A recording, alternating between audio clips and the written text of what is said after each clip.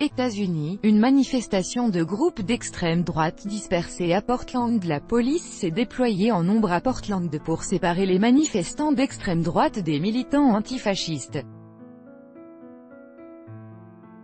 Reuters, Bob Strong. Ce samedi, une manifestation de groupes d'extrême droite se déroulait à Portland, au nord-ouest du pays, et les autorités avaient prévenu qu'elles ne toléreraient pas le moindre débordement, car des contre-manifestants antiracistes étaient aussi attendus.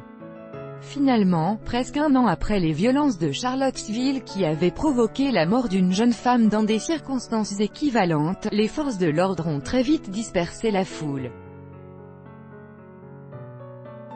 Avec notre correspondant à New York, Grégoire Pourtier. Des émeutes ayant déjà agité Portland en juin, en faisant plusieurs blessés, la police de la ville avait expressément ordonné aux manifestants de ne venir avec aucune arme, ni même avec aucun objet qui pourrait permettre d'attaquer les autres groupes. Mais il n'a pas fallu longtemps avant que les premières bouteilles ne volent.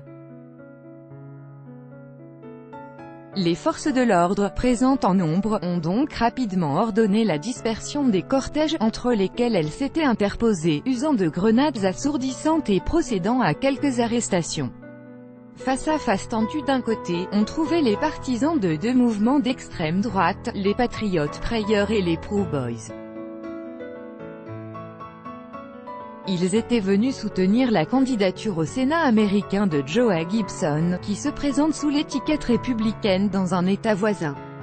Face à eux, et une coalition plus hétéroclite de contre-manifestants, comptant notamment des militants antiracistes et pro-immigration ou des groupements d'ouvriers. Le fait que Portland soit traditionnellement à majorité démocrate n'a pas freiné l'extrême droite, qui voulait s'y faire entendre au nom de la « liberté d'expression ».